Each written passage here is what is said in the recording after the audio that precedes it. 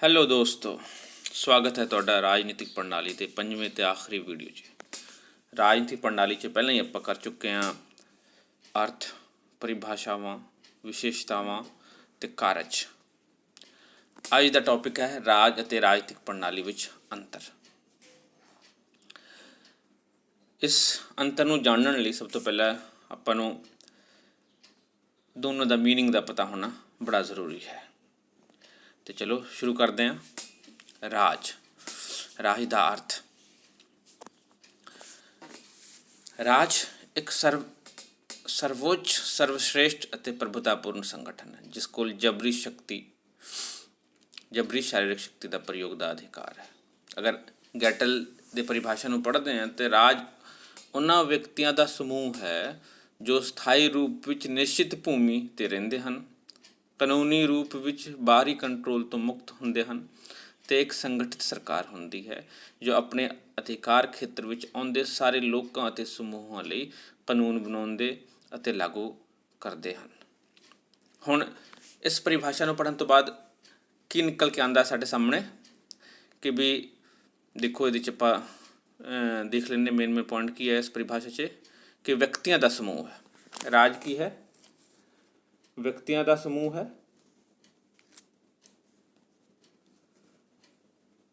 ਵਿਅਕਤੀਆਂ ਦਾ ਸਮੂਹ ਹੈ ਤੇ ਨਿਸ਼ਚਿਤ ਭੂਮੀ 'ਤੇ ਰਹਿੰਦੇ। ਕਿੱਥੇ ਰਹਿੰਦੇ? ਨਿਸ਼ਚਿਤ ਭੂਮੀ 'ਤੇ ਰਹਿੰਦੇ ਹਨ ਅਤੇ ਬਾਹਰੀ ਕੰਟਰੋਲ ਤੋਂ ਮੁਕਤ ਹੁੰਦੇ ਹਨ, ਯਾਨੀ ਕਿ ਉਹਨਾਂ ਕੋਲ ਪ੍ਰਭੂਸੱਤਾ ਹੁੰਦੀ ਹੈ, ਸੰਗਠਿਤ ਸਰਕਾਰ ਹੁੰਦੀ ਹੈ। ਇਹ ਚਾਰ ਫੈਕਟਰ ਸਾਹਮਣੇ ਆਉਂਦਾ ਹੈ ਤੇ ਇਹ ਚਾਰ ਇਹਦੇ ਜ਼ਰੂਰੀ ਤੱਤ ਹਨ। ਰਾਈਟ। ਆਪਾਂ ਹੁਣ ਚੱਲਦੇ ਹਾਂ ਅੱਗੇ। ਰਾਜ ਦੇ ਚਾਰ ਜ਼ਰੂਰੀ ਤੱਤ। ਆਬਾਦੀ ਯਾਨੀ ਕਿ ਵਿਅਕਤੀਆਂ ਦਾ ਸਮੂਹ, ਨਿਸ਼ਚਿਤ ਇਲਾਕਾ ਯਾਨੀ ਕਿ ਨਿਸ਼ਚਿਤ ਭੂਮੀ ਖੇਤਰ, ਸਰਕਾਰ ਜੋ ਕਿ ਇੱਥੇ ਕੰਟਰੋਲ ਰੱਖਦੀ ਹੈ, ਜੋ ਚਲਾਉਂਦੀ ਹੈ ਦੇਸ਼ ਨੂੰ, ਕਾਨੂੰਨ ਬਣਾਉਂਦੀ ਹੈ, ਕਾਨੂੰਨ ਲਾਗੂ ਕਰਦੀ ਹੈ, ਅਤੇ ਪ੍ਰਭੂਸੱਤਾ ਯਾਨੀ ਕਿ ਕਿਸੇ ਵੀ ਤਰ੍ਹਾਂ ਦੇ ਕੰਟਰੋਲ ਤੋਂ ਮੁਕਤ, ਜਾਂ ਅੰਦਰੂਨੀ ਤੌਰ 'ਤੇ ਵੀ ਜਾਂ ਬਾਹਰੀ ਤੌਰ 'ਤੇ ਕੋਈ ਇਹਨਾਂ 'ਤੇ ਪ੍ਰਭਾਵ ਨਹੀਂ ਹੁੰਦਾ ਕਿਸੇ ਹੋਰ ਦਾ। ਅੱਗੇ ਆਉਂਦੇ ਹਾਂ। ਰਾਜ ਕਲੀਅਰ ਹੋ ਗਿਆ ਹੋਵੇਗਾ, ਉਮੀਦ ਹੈ। ਤੁਸੀਂ ਇਸ ਚੀਜ਼ ਨੂੰ ਪਹਿਲਾਂ ਇੱਕ ਵਾਰੀ ਲਿਖ ਲੈਣਾ ਅਤੇ ਫਿਰ ਪੁਆਇੰਟਸ ਨੂੰ ਅੰਡਰਲਾਈਨ ਕਰ ਲੈਣਾ ਜਿਹੜੇ ਪਰਿਭਾਸ਼ਾ ਦੇ ਵਿੱਚ ਹੈ, ਅਤੇ ਫਿਰ ਉਹਦੇ ਚਾਰ ਜ਼ਰੂਰੀ ਤੱਤਾਂ ਨਾਲ ਤੁਸੀਂ ਇਹਨੂੰ ਕੀ ਕਹਿੰਦੇ ਡਿਫਰੈਂਸ਼ੀਏਟ ਕਰ ਲੈਣਾ ਕਿ ਵੀ ਹਾਂ ਕਿ ਵੀ ਇਹ ਸਾਰੇ ਇਹਦੇ 'ਚ ਹੈਗੇ ਕਿ ਨਹੀਂ ਹੈਗੇ, ਕਿਉਂਕਿ ਇਹ ਚਾਰ ਸਭ ਤੋਂ ਜ਼ਿਆਦਾ ਜ਼ਰੂਰੀ ਤੱਤ ਹੈ। ਇਹਨਾਂ 'ਚੋਂ ਇੱਕ ਤੱਤ ਵੀ ਜੇ ਮੌਜੂਦ ਨਹੀਂ ਹੈ ਤਾਂ ਫਿਰ ਰਾਜ ਨਹੀਂ ਹੋ ਸਕਦਾ। ਆਪਾਂ ਪਿਛਲੀ ਕਲਾਸ 'ਚ 11ਵੀਂ 'ਚ ਵੀ ਇਸ ਬਾਰੇ ਰਾਜ ਬਾਰੇ ਪੜ੍ਹ ਚੁੱਕੇ ਹਾਂ। ਰਾਜਨੀਤਿਕ ਪ੍ਰਣਾਲੀ ਇਹ ਟੌਪਿਕ ਦਾ ਨਾਂ ਹੀ ਰਾਜਨੀਤਿਕ ਪ੍ਰਣਾਲੀ ਹੈ ਅਤੇ ਅਸੀਂ ਇਹਦੀ ਮੀਨਿੰਗ, ਪਰਿਭਾਸ਼ਾਵਾਂ, ਵਿਸ਼ੇਸ਼ਤਾਵਾਂ ਅਤੇ ਕਾਰਜ ਵੀ ਕਰ ਚੁੱਕੇ ਹਾਂ ਅਤੇ ਬਸ ਉਸ ਚੀਜ਼ ਦਾ ਇੱਕ ਥੋੜ੍ਹਾ ਜਿਹਾ ਇੱਥੇ ਆਪਾਂ ਰੀਕੈਪ ਕਰਾਂਗੇ ਕਿ ਰਾਜਨੀਤਿਕ ਪ੍ਰਣਾਲੀ ਅੱਜ ਰਾਜਨੀਤਿਕ ਵਿਗਿਆਨ ਦੀ ਕੇਂਦਰੀ ਧਾਰਨਾ ਹੈ। ਇਹ ਧਾਰਨਾ ਰਾਜਨੀਤਿਕ ਸ਼ਾਸਤਰ ਦੇ ਅਧਿਐਨ ਵਿੱਚ 20ਵੀਂ ਸਦੀ ਵਿੱਚ ਆਈ। 20ਵੀਂ ਸਦੀ ਵਿੱਚ ਆਈ। ਕਦੋਂ ਆਈ ਹੈ? 20ਵੀਂ ਸਦੀ ਵਿੱਚ। ਇਹ 20ਵੀਂ ਸਦੀ ਦੀ ਧਾਰਨਾ ਹੈ ਅਤੇ ਵਿਵਹਾਰਵਾਦ ਦੀ ਕ੍ਰਾਂਤੀ, ਇਹ ਯਾਦ ਰੱਖਣਾ ਤੁਸੀਂ, ਆਈ ਹੈ ਤੋਂ ਬਾਅਦ ਆਈ ਹੈ ਅਤੇ ਇਹਦੇ ਬਾਰੇ ਆਪਾਂ ਪੜ੍ਹ ਚੁੱਕੇ ਆਲਰੇਡੀ ਕਿ ਵੀ ਡੇਵਿਡ ਈਸਟਨ ਨੇ 1953 'ਚ ਆਪਣੀ ਪੁਸਤਕ ਜਿਹੜੀ ਜਿਸ ਦਾ ਨਾਮ ਉਹਨਾਂ ਰਾਜਨੀਤਿਕ ਪ੍ਰਣਾਲੀ ਰੱਖਿਆ ਸੀ, ਉਸ ਦੇ ਵਿੱਚ ਇਸ ਦਾ ਸਭ ਤੋਂ ਪਹਿਲਾਂ ਇਸਤੇਮਾਲ ਕੀਤਾ ਸੀਗਾ। ਅਤੇ ਰਾਜਨੀਤਿਕ ਪ੍ਰਣਾਲੀ ਦੋ ਸ਼ਬਦਾਂ ਤੋਂ ਮੇਲ 'ਤੇ ਬਣਿਆ ਹੈ, ਰਾਜਨੀਤਿਕ ਅਤੇ ਪ੍ਰਣਾਲੀ। ਅਤੇ ਰਾਜਨੀਤਿਕ ਸ਼ਬਦ ਕਾਨੂੰਨੀ ਦਬਾਅ ਸ਼ਕਤੀ ਦਾ ਪ੍ਰਤੀਕ ਹੈ, ਜਦਕਿ ਪ੍ਰਣਾਲੀ ਸ਼ਬਦ ਦਾ ਅਰਥ ਹੁੰਦਾ ਹੈ ਇੱਕ ਪੂਰਨ ਇਕਾਈ, ਅਨੇਕ ਭਾਗਾਂ ਤੋਂ ਬਣਿਆ ਹੋਇਆ ਅਤੇ ਸੀਮਾਵਾਂ ਤੇ ਵਿੱਚ ਬੰਦਿਆ ਹੋਇਆ। ਹੁਣ ਇਹਦੀ ਇੱਕ ਪਰਿਭਾਸ਼ਾ ਵੀ ਕਰ ਲੈਂਦੇ ਹਾਂ ਆਲਮੰਡ ਅਤੇ ਪਾਵਲ ਅਨੁਸਾਰ। ਜਦੋਂ ਅਸੀਂ ਰਾਜਨੀਤਿਕ ਪ੍ਰਣਾਲੀ ਦੀ ਗੱਲ ਕਰਦੇ ਹਾਂ ਤਾਂ ਇਸ ਵਿੱਚ ਅਸੀਂ ਉਹ ਸਾਰੀਆਂ ਅੰਤਰਕਿਰਿਆਵਾਂ ਸ਼ਾਮਿਲ ਕਰ ਲੈਂਦੇ ਹਨ ਜੋ ਉਚਿੱਤਾਪੂਰਨ ਸ਼ਕਤੀ ਦੀ ਵਰਤੋਂ ਨੂੰ ਪ੍ਰਭਾਵਿਤ ਕਰਦਾ। ਕਿੱਦਾਂ ਦੀ ਸ਼ਕਤੀ ਨੂੰ ਪ੍ਰਭਾਵਿਤ ਕਰਦਾ? ਉਚਿੱਤਾਪੂਰਨ ਸ਼ਕਤੀ ਦੀ ਵਰਤੋਂ ਨੂੰ ਪ੍ਰਭਾਵਿਤ ਕਰਦਾ ਹੈ। ਇਹ ਉਹ ਕੋਈ ਵੀ ਸੰਸਥਾ ਹੋ ਸਕਦਾ ਇਹਦੇ 'ਚ ਜੋ ਇਸ ਨੂੰ ਪ੍ਰਭਾਵਿਤ ਕਰਦੀ ਹੈ। ਰਸਮੀ ਅਤੇ ਗੈਰ ਰਸਮੀ ਸੰਸਥਾਵਾਂ, ਜਿਸ ਦੇ ਬਾਰੇ ਆਪਾਂ ਆਲਰੇਡੀ ਪੜ੍ਹ ਚੁੱਕੇ ਹਾਂ। ਰਸਮੀ ਸੰਸਥਾਵਾਂ 'ਚ ਜਿਹੜੀ ਵੀ ਆਪਣਾ ਕਾਰਜਪਾਲਿਕਾ, ਵਿਧਾਨਪਾਲਿਕਾ, ਨਿਆਂਪਾਲਿਕਾ ਆਦਿ ਆ ਜਾਂਦੇ ਹਨ, ਅਤੇ ਗੈਰ ਰਸਮੀ ਸੰਸਥਾਵਾਂ 'ਚ ਆ ਜਾਂਦੇ ਹਨ ਆਪਣੇ ਉਹ ਸੰਸਥਾਵਾਂ ਜੋ ਕਿਸੇ ਵੀ ਤਰੀਕੇ ਨਾਲ ਪ੍ਰਭਾਵਿਤ ਕਰਦੇ ਹਨ ਰਾਜਨੀਤਿਕ ਪ੍ਰਣਾਲੀ ਨੂੰ, ਜਿਵੇਂ ਕਿ ਪੋਲੀਟੀਕਲ ਪਾਰਟੀਜ਼, ਪ੍ਰੈਸ਼ਰ ਗਰੁੱਪਸ ਆਦਿ। ਹੁਣ ਆ ਜਾਂਦੇ ਆਪਾਂ ਮੇਨ ਟੌਪਿਕ ਜਿਹੜਾ ਆਪਣਾ ਹੈ ਰਾਜ ਅਤੇ ਰਾਜਨੀਤਿਕ ਪ੍ਰਣਾਲੀ ਵਿੱਚ ਅੰਤਰ। ਰਾਜ ਇੱਕ ਕਲਪਿਤ ਸੰਸਥਾ ਹੈ ਤੇ ਰਾਜਨੀਤਿਕ ਪ੍ਰਣਾਲੀ ਵਾਸਤਵਿਕ ਸੱਚਾਈ। ਇਹਦਾ ਮਤਲਬ ਦੋਨਾਂ ਦੇ ਸਰੂਪ 'ਚ ਅੰਤਰ ਹੈ। ਅਗਰ ਅਸੀਂ ਮਿਲਣ ਜਾਈਏ ਤਾਂ ਅਸੀਂ ਰਾਜ ਨੂੰ ਨਹੀਂ ਮਿਲ ਸਕਦੇ, ਲੇਕਿਨ ਰਾਜਨੀਤਿਕ ਪ੍ਰਣਾਲੀ ਦੀਆਂ ਜਿਹੜੀ ਸੰਸਥਾਵਾਂ ਆ ਉਸ ਨੂੰ ਅਸੀਂ ਮਿਲ ਸਕਦੇ ਹਾਂ, ਅਤੇ ਇਸ ਲਈ ਅਸੀਂ ਕਹਿ ਸਕਦੇ ਹਾਂ ਕਿ ਵੀ ਇਹ ਰਾਜਨੀਤਿਕ ਪ੍ਰਣਾਲੀ ਜਿਹੜਾ ਵਾਸਤਵਿਕ ਸੱਚਾਈ ਹੈ। ਕਲੀਅਰ ਹੋ ਗਿਆ ਹੋਵੇਗਾ ਉਮੀਦ ਹੈ ਕਿ। ਅਤੇ ਦੋਨਾਂ ਦੇ ਨਿਰਮਾਣ ਤੱਤਾਂ ਵਿੱਚ ਅੰਤਰ। ਹੁਣੇ ਜਿਵੇਂ ਕਿ ਆਪਾਂ ਕੀਤਾ ਸੀਗਾ ਕਿ ਵੀ ਰਾਜ ਦੇ 4 ਮੁੱਖ ਨਿਰਮਾਣ ਤੱਤ ਹਨ: ਜਨਸੰਖਿਆ, ਨਿਸ਼ਚਿਤ ਇਲਾਕਾ, ਸਰਕਾਰ ਅਤੇ ਪ੍ਰਭੂਸੱਤਾ। ਅਤੇ ਰਾਜਨੀਤਿਕ ਪ੍ਰਣਾਲੀ ਜਿਹੜੀ ਹੈ ਉਹਦੇ ਅਗਰ ਨਿਰਮਾਣਕ ਤੱਤਾਂ ਦੀ ਗੱਲ ਕਰਦੇ ਹਾਂ ਤਾਂ ਇਸ ਦੇ ਵਿੱਚ ਰਾਜਨੀਤਿਕ ਪ੍ਰਕਿਰਿਆਵਾਂ ਹੁੰਦੀਆਂ, ਰਾਜਨੀਤਿਕ ਵਿਵਹਾਰ ਹੁੰਦਾ, ਅਲੱਗ-ਅਲੱਗ ਭੂਮਿਕਾਵਾਂ ਹੁੰਦੀਆਂ ਅਲੱਗ-ਅਲੱਗ ਅੰਗਾਂ ਦੀਆਂ, ਅਤੇ ਰਾਜਨੀਤਿਕ ਸੰਸਥਾਵਾਂ ਹੁੰਦੀਆਂ ਹਨ ਅਤੇ ਆਪਸੀ ਅੰਤਰਕਿਰਿਆਵਾਂ ਹੁੰਦੀਆਂ ਹਨ। ਇਹਦੇ 'ਚ ਦੋਨਾਂ ਦੇ ਸੀਮਾਵਾਂ ਵਿੱਚ ਅੰਤਰ ਦੀ ਗੱਲ ਕਰਦੇ ਹਾਂ। ਨੈਕਸਟ ਪੁਆਇੰਟ ਹੈ ਦੋਨਾਂ ਦੇ ਸੀਮਾਵਾਂ ਵਿੱਚ ਅੰਤਰ। ਰਾਜ ਅਤੇ ਰਾਜਨੀਤਿਕ ਪ੍ਰਣਾਲੀ ਦੀਆਂ ਸੀਮਾਵਾਂ ਵਿੱਚ ਕਾਫੀ ਅੰਤਰ ਹੁੰਦਾ ਹੈ। ਠੀਕ ਹੈ, ਅਗਰ ਸੀਮਾਵਾਂ ਖੇਤਰੀ ਹੁੰਦੀਆਂ, ਕਿਹਦੀਆਂ ਸੀਮਾਵਾਂ ਖੇਤਰੀ ਹੁੰਦੀਆਂ? ਰਾਜ ਦੀਆਂ ਸੀਮਾਵਾਂ ਖੇਤਰੀਆਂ ਹੁੰਦੀਆਂ, ਔਰ ਉਹ ਆਮ ਤੌਰ 'ਤੇ ਸਥਾਈ ਹੁੰਦੀਆਂ, ਬੜੇ ਬਦਲਣ ਦੇ ਵਿੱਚ ਬਹੁਤ, ਜਾਂ ਤਾਂ ਫਿਰ ਕੋਈ ਕੰਟਰੋਲ ਕਰਦਾ ਹੈ, ਕੋਈ ਆਕਰਮਣ ਕਰਕੇ ਕੰਟਰੋਲ ਕਰਦਾ ਤਾਂ ਹੀ ਬਦਲ ਸਕਦੇ ਹਾਂ, ਉਹ ਖੇਤਰਫਲ 'ਚ ਬਦਲਾਵ ਆਉਂਦਾ ਉਹਦੇ ਨਾਲ। ਪਰ ਰਾਜਨੀਤਿਕ ਪ੍ਰਣਾਲੀ ਦੀਆਂ ਸੀਮਾਵਾਂ ਵੱਖ-ਵੱਖ ਵਿਅਕਤੀ ਜਿਹੜਾ ਹੈ ਜਾਂ ਸੰਸਥਾਵਾਂ ਦੇ ਕੰਮ ਦੁਆਰਾ ਤੈਅ ਹੁੰਦਾ ਹੈ ਕਿ ਵੀ ਕਿਸ ਵਿਅਕਤੀ ਨੇ ਕਿਸ ਤਰੀਕੇ ਦਾ ਕਿਸ ਰਾਜਨੀਤਿਕ ਪ੍ਰਣਾਲੀ ਦੇ ਅੰਗ ਨੇ ਕਿਸ ਤਰੀਕੇ ਦਾ ਕੰਮ ਕੀਤਾ ਹੈ, ਇਸ 'ਤੇ ਡਿਪੈਂਡ ਕਰਦਾ ਹੈ। ਰਾਜਨੀਤਿਕ ਪ੍ਰਣਾਲੀ ਦੇ ਕਾਰਜ ਦੇ ਆਧਾਰ 'ਤੇ ਅਸੀਂ ਕਹਿ ਸਕਦੇ ਹਾਂ ਕਿ ਇਹ ਸਮੇਂ ਅਤੇ ਸਥਿਤੀ ਦੇ ਅਨੁਸਾਰ ਬਦਲਦੀਆਂ ਰਹਿੰਦੀਆਂ। ਹੁਣ ਆ ਜਾਂਦੇ ਅਗਲੇ ਪੁਆਇੰਟ 'ਤੇ, ਕਾਰਜਾਂ ਵਿੱਚ ਅੰਤਰ। ਦੋਨਾਂ ਦੇ ਕਾਰਜਾਂ ਵਿੱਚ ਅੰਤਰ ਹੈ। ਰਾਜ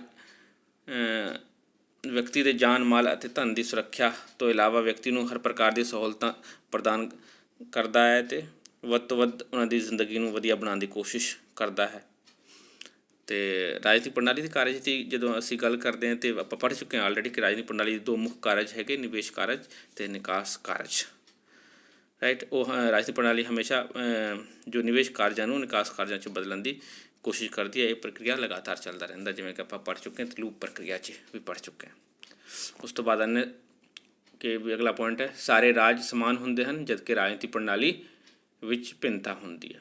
ਰਾਜ ਸਮਾਨ ਹੁੰਦੇ, 4 ਜ਼ਰੂਰੀ ਤੱਤ ਹੁੰਦਾ ਜਿਵੇਂ ਕਿ ਸਾਰੇ ਰਾਜਾਂ ਵਿੱਚ, ਪਰ ਰਾਜਨੀਤਿਕ ਪ੍ਰਣਾਲੀ ਅਲੱਗ-ਅਲੱਗ ਹੋ ਸਕਦੀ ਹੈ। ਹੁਣ ਅਸੀਂ ਗੱਲ ਕਰਦੇ ਹਾਂ ਸਾਡੇ ਦੇਸ਼ 'ਚ ਉਦਾਰਵਾਦੀ ਲੋਕਤੰਤਰ ਹੈ, ਪਰ ਚੀਨ ਦੇ ਵਿੱਚ ਕੀ ਹੈ? ਸਰਵਸੱਤਾਵਾਦੀ ਹੈ। ਅਤੇ ਇਸ ਤਰੀਕੇ ਨਾਲ ਅਸੀਂ ਦੇਖਦੇ ਹਾਂ ਕਿ ਰਾਜਨੀਤਿਕ ਪ੍ਰਣਾਲੀ ਵਿੱਚ ਅੰਤਰ ਹੈ ਅਲੱਗ-ਅਲੱਗ ਰਾਜਾਂ ਦੇ, ਪਰ ਰਾਜ ਸਮਾਨ ਹੁੰਦੇ ਹਨ। ਅਗਲਾ ਪੁਆਇੰਟ ਹੈ, ਰਾਜ ਮਨੁੱਖਾਂ ਤੋਂ ਬਣਦਾ ਹੈ, ਰਾਜਨੀਤਿਕ ਪ੍ਰਣਾਲੀ ਉਹਨਾਂ ਦੇ ਕਿਰਿਆਵਾਂ ਅਤੇ ਸੰਬੰਧਾਂ ਅਤੇ ਭੂਮਿਕਾਵਾਂ ਤੋਂ। ਇਹ ਬੜਾ ਆਸਾਨੀ ਨਾਲ ਆਪਾਂ ਕਹਿ ਸਕਦੇ ਹਾਂ ਕਿ ਵੀ ਰਾਜ ਕੀ ਹੈ? ਮਨੁੱਖਾਂ ਤੋਂ ਬਣਦਾ, ਅਤੇ ਰਾਜਨੀਤਿਕ ਪ੍ਰਣਾਲੀ ਉਹ ਮਨੁੱਖ ਜਿਹੜੇ ਉਹਦੇ 'ਚ ਕਿਰਿਆ ਕਰਦੇ ਨੇ। ਨੈਕਸਟ ਪੁਆਇੰਟ ਹੈ, ਰਾਜਨੀਤਿਕ ਪ੍ਰਣਾਲੀ ਵਿੱਚ ਅੰਗਾਂ ਦੀ ਆਪਸੀ ਨਿਰਭਰਤਾ ਹੁੰਦੀ ਹੈ। ਰਾਜਨੀਤਿਕ ਪ੍ਰਣਾਲੀ ਦੇ ਸਾਰੇ ਅੰਗ ਜਿਹੜੇ ਹੈ ਆਪਾਂ ਪੜ੍ਹ ਚੁੱਕੇ, ਇਹਦੇ 'ਚ ਅਲੱਗ-ਅਲੱਗ ਭਾਗ ਹੈਗੇ, ਅੰਗ ਹੈਗੇ, ਜਿੱਦਾਂ ਕਿ ਕਾਰਜਪਾਲਿਕਾ, ਨਿਆਂਪਾਲਿਕਾ, ਵਿਧਾਨ ਪਾਲਿਕਾ। ਉਸ ਤੋਂ ਇਲਾਵਾ ਹੋਰ ਵੀ ਗੈਰ ਰਸਮੀ ਸੰਸਥਾਵਾਂ ਹੈਗੀਆਂ ਅਤੇ ਆਪਸੀ ਤੌਰ 'ਤੇ ਨਿਰਭਰ ਹੁੰਦੀਆਂ। ਇਹ ਇੱਕ ਵਾਤਾਵਰਣ 'ਚ ਕੰਮ ਕਰਦੇ ਹਨ, ਇਹਨਾਂ 'ਚ ਸੀਮਾਵਾਂ ਵੀ ਹੁੰਦੀਆਂ ਹਨ, ਅਤੇ ਪਰ ਫਿਰ ਵੀ ਇੱਕ ਦੂਸਰੇ 'ਤੇ ਨਿਰਭਰ ਹੁੰਦੇ ਨੇ। ਇੱਕ ਦੇ ਕੰਮ ਦਾ ਅਸਰ ਦੂਸਰੇ 'ਤੇ ਜ਼ਰੂਰ ਪੈਂਦਾ ਹੈ। ਉਸ ਤੋਂ ਬਾਅਦ ਆ ਜਾਂਦੇ ਰਾਜ ਕੋਲ ਪ੍ਰਭੂਸੱਤਾ ਹੁੰਦੀ ਹੈ। ਰਾਜ ਦੀ ਪ੍ਰਣਾਲੀ ਸ਼ਕਤੀ, ਸ਼ਾਸਨ ਅਤੇ ਸੱਤਾ 'ਤੇ ਆਧਾਰਿਤ ਹੁੰਦੀ ਹੈ। ਹੁਣ ਰਾਜ ਦੇ 4 ਜ਼ਰੂਰੀ ਤੱਤ ਹੈ, ਉਹਦੇ 'ਚ ਇੱਕ ਸਭ ਤੋਂ ਮਹੱਤਵਪੂਰਨ ਤੱਤ ਕੀ ਹੈ? ਪ੍ਰਭੂਸੱਤਾ। ਚਾਰੇ ਮਹੱਤਵਪੂਰਨ ਹੈ, ਪਰ ਪ੍ਰਭੂਸੱਤਾ ਨਾ ਹੋਵੇ ਤਾਂ ਕੋਈ ਰਾਜ ਨਹੀਂ ਹੋ ਸਕਦਾ। ਅਤੇ ਰਾਜ ਦੀ ਪ੍ਰਣਾਲੀ ਰਾਜ ਦੇ ਵਿੱਚ ਸ਼ਕਤੀ, ਸੱਤਾ, ਸ਼ਾਸਨ ਦਾ ਪ੍ਰਤੀਕ ਹੁੰਦਾ ਹੈ। ਹਾਂ, ਰਾਜ ਬਦਲੇ ਨਾ ਬਦਲੇ, ਰਾਜਨੀਤਿਕ ਪ੍ਰਣਾਲੀ ਬਦਲਦੀ ਰਹਿੰਦੀ ਹੈ, ਲੋਕ ਇਹਨਾਂ ਨੂੰ ਆਪਣੇ ਹਿਸਾਬ ਨਾਲ ਬਦਲਦੇ ਰਹਿੰਦੇ। ਇਹਦਾ ਮਤਲਬ ਇਹ ਨਹੀਂ ਕਿ ਫਿਰ ਰਾਜ ਬਦਲ ਗਿਆ ਹੈ। ਅਤੇ ਰਾਬਰਟ ਡਾਲ ਕਹਿੰਦੇ ਕਿ ਰਾਜਨੀਤਿਕ ਪ੍ਰਣਾਲੀ ਮਨੁੱਖੀ ਸੰਬੰਧਾਂ ਦਾ ਉਹ ਸਥਾਈ ਨਮੂਨਾ ਹੈ ਜਿਸ ਵਿੱਚ ਕਾਫੀ ਮਾਤਰਾ ਵਿੱਚ ਸ਼ਕਤੀ, ਸ਼ਾਸਨ ਅਤੇ ਸੱਤਾ ਸ਼ਾਮਿਲ ਹੈ। ਅਗਲਾ ਪੁਆਇੰਟ ਹੈ, ਰਾਜ ਸਥਿਰ ਹੁੰਦਾ ਹੈ, ਰਾਜਨੀਤਿਕ ਪ੍ਰਣਾਲੀ ਬਦਲਦੀ ਰਹਿੰਦੀ। ਜਿਵੇਂ ਕਿ ਮੈਂ ਹੁਣੇ ਦੱਸਿਆ ਤੁਹਾਨੂੰ ਕਿ ਰਾਜ ਸਥਿਰ ਹੁੰਦਾ ਹੈ ਅਤੇ ਰਾਜਨੀਤਿਕ ਪ੍ਰਣਾਲੀ ਬਦਲਦੀ ਰਹਿੰਦੀ ਹੈ। ਮੀਨਸ ਕਿ ਰਾਜਨੀਤਿਕ ਪ੍ਰਣਾਲੀ ਸਮੇਂ ਦੇ ਹਿਸਾਬ ਨਾਲ ਆਪਣੇ ਆਪ ਨੂੰ ਢਾਲਦੀ ਰਹਿੰਦੀ ਹੈ। ਰਾਜ ਦੇ 4 ਜ਼ਰੂਰੀ ਤੱਤ ਹੈ ਕਿ ਤੁਹਾਨੂੰ ਪਤਾ ਹੈ, ਰਾਜ ਉਵੇਂ ਦਾ ਉਵੇਂ ਰਹਿੰਦਾ ਹੈ, ਪਰ ਰਾਜਨੀਤਿਕ ਪ੍ਰਣਾਲੀ ਪਰਿਵਰਤਨਸ਼ੀਲ ਹੁੰਦੀ ਹੈ। ਸਮਾਜਿਕ, ਆਰਥਿਕ, ਸੱਭਿਆਚਾਰਕ, ਬੌਧਿਕ ਅਤੇ ਰਾਜਨੀਤਿਕ परिस्थितियाँ जिस तरह दी होण उस हिसाब नाल ये अपने आप नूं ढालण की कोशिश करते हैं तो इस तरीके नाल परिवर्तन लैके आते रहते हैं। अगला पॉइंट है, राज विच केवल रस्मी संस्थावां शामिल होंदियां हन, जबकि राजनीतिक प्रणाली विच रस्मी अते गैर रस्मी हर तरह दी संस्थावां शामिल होंदियां हन। राज जिवें कि रस्मी और गैर रस्मी संस्थावां बारे थोड़ा जिहा तुहानूं पहले भी दस्सिया सीगा, हुण भी थोड़ा दस देवां। ਉਹ ਸੰਸਥਾਵਾਂ ਜਿਵੇਂ ਕਿ ਆਪਣਾ ਕਾਰਜਪਾਲਿਕਾ, ਨਿਆਂਪਾਲਿਕਾ, ਵਿਧਾਨਪਾਲਿਕਾ, ਇਸ ਤਰ੍ਹਾਂ ਦੀ ਸੰਸਥਾਵਾਂ ਜਾਂ ਪੋਜੀਸ਼ਨਸ ਜਿਹੜੀਆਂ ਵੀ ਹੈਗੀਆਂ ਉਹ ਰਸਮੀ ਸੰਸਥਾਵਾਂ 'ਚ ਆ ਜਾਂਦੀਆਂ। ਗੈਰ ਰਸਮੀ ਸੰਸਥਾਵਾਂ ਜੋ ਕਿਸੇ ਤਰੀਕੇ ਨਾਲ ਵੀ ਰਾਜ ਦੇ ਕੰਮ ਨੂੰ ਪ੍ਰਭਾਵਿਤ ਕਰਦੀਆਂ, ਰਾਜਨੀਤਿਕ ਪ੍ਰਣਾਲੀ ਚਾਹੁੰਦੀਆਂ, ਜਿਵੇਂ ਕਿ ਪੋਲੀਟੀਕਲ ਪਾਰਟੀਜ਼, ਦਬਾਅ ਸਮੂਹ, ਕੋਈ ਧਾਰਮਿਕ ਸਮੂਹ ਜਾਂ ਕੋਈ ਹੋਰ ਆਰਥਿਕ ਸਮੂਹ ਜਿਹੜਾ ਕਿਸੇ ਵੀ ਤਰੀਕੇ ਨਾਲ ਰਾਜਨੀਤਿਕ ਪ੍ਰਣਾਲੀ 'ਤੇ ਪ੍ਰਭਾਵ ਪਾਵੇ। ਅਤੇ ਇਸ ਲਈ ਰਾਜਨੀਤਿਕ ਪ੍ਰਣਾਲੀ ਦੇ ਸੀਮਾਵਾਂ ਵਿੱਚ ਅਸੀਂ ਸਾਰੀ ਚੀਜ਼ਾਂ ਨੂੰ ਸ਼ਾਮਿਲ ਕਰ ਲੈਂਦੇ ਹਾਂ। ਅਤੇ ਰਾਜ ਵਿੱਚ ਕੇਵਲ ਰਸਮੀ ਸੰਸਥਾਵਾਂ ਨੂੰ ਸ਼ਾਮਿਲ ਕਰਦੇ ਹਾਂ ਅਤੇ ਰਾਜਨੀਤਿਕ ਪ੍ਰਣਾਲੀ ਵਿੱਚ ਗੈਰ ਰਸਮੀ ਸੰਸਥਾਵਾਂ, ਰਸਮੀ ਸੰਸਥਾਵਾਂ ਤਾਂ ਹੁੰਦੀਆਂ, ਉਹਦੇ 'ਚ ਗੈਰ ਰਸਮੀ ਸੰਸਥਾਵਾਂ ਵੀ ਸ਼ਾਮਿਲ ਹੁੰਦੀਆਂ। ਰਾਜ ਪ੍ਰਾਚੀਨ ਧਾਰਨਾ ਹੈ, ਅਗਲਾ ਪੁਆਇੰਟ ਹੈ। ਅਤੇ ਜਦਕਿ ਰਾਜਨੀਤਿਕ ਪ੍ਰਣਾਲੀ ਆਧੁਨਿਕ ਧਾਰਨਾ ਹੈ। ਰਾਜ ਇੱਕ ਪ੍ਰਾਚੀਨ ਧਾਰਨਾ, ਬਹੁਤ ਪੁਰਾਣੀ ਧਾਰਨਾ ਹੈ ਰਾਜਨੀਤਿਕ ਪ੍ਰਣਾਲੀ। ਹੁਣ ਇਸ 20ਵੀਂ ਸ਼ਤਾਬਦੀ ਦੀ ਦੇਣ ਹੈ।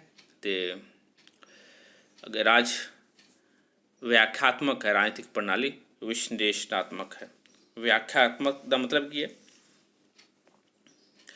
ਕਿ ਜਿਸ ਦਾ ਵਿਸਥਾਰ ਸਹਿਤ ਵਰਣਨ ਕਰ ਸਕਦੇ ਹਾਂ ਆਪਾਂ, ਪਰ ਇਹਦਾ ਵਿਸ਼ਲੇਸ਼ਣ ਨਹੀਂ ਕਰ ਸਕਦੇ। ਹੁਣ ਅਸੀਂ ਗੱਲ ਕਰਦੇ ਹਾਂ ਕਿ ਵੀ ਭਾਰਤ ਰਾਜ ਹੈ, ਇਹਦੀ ਬਾਉਂਡਰੀਜ਼ ਹੈ, ਇਹਦੇ ਇੰਨੇ ਸਟੇਟਸ ਹੈਗੇ, ਮੀਨਸ ਇਹਦੀਆਂ ਪ੍ਰਾਂਤਾਂ ਹੈਗੀਆਂ, ਲੇਕਿਨ ਅਸੀਂ ਭਾਰਤ ਨੂੰ ਚੰਗਾ ਔਰ ਬੁਰਾ ਨਹੀਂ ਕਹਿ ਸਕਦੇ ਹਾਂ, ਵਿਸ਼ਲੇਸ਼ਣ ਨਹੀਂ ਕਰ ਸਕਦੇ। ਪਰ ਭਾਰਤ ਦੇ ਵਿੱਚ ਜਿਹੜੀ ਰਾਜਨੀਤਿਕ ਪ੍ਰਣਾਲੀ ਕੰਮ ਕਰਦੀ ਪਈ ਹੈ ਉਹਦਾ ਵਿਸ਼ਲੇਸ਼ਣ ਕਰ ਸਕਦੇ ਹਾਂ ਕਿ ਵੀ ਇਹ ਜਿਹੜੀਆਂ ਪ੍ਰਣਾਲੀਆਂ ਹੈਗੀਆਂ ਜਿਹੜੀਆਂ ਸਹੀ ਤਰੀਕੇ ਨਾਲ ਕੰਮ ਕਰਦੀਆਂ ਪਈਆਂ ਕਿ ਨਹੀਂ ਪਈਆਂ। ਅਗਲਾ ਪੁਆਇੰਟ ਹੈ, ਰਾਜਨੀਤਿਕ ਸਮਾਜੀਕਰਨ ਅਤੇ ਸੱਭਿਆਚਾਰ ਦਾ ਰਾਜਨੀਤਿਕ ਪ੍ਰਣਾਲੀ ਵਿੱਚ ਵਿਸ਼ੇਸ਼ ਮਹੱਤਵ ਹੈ।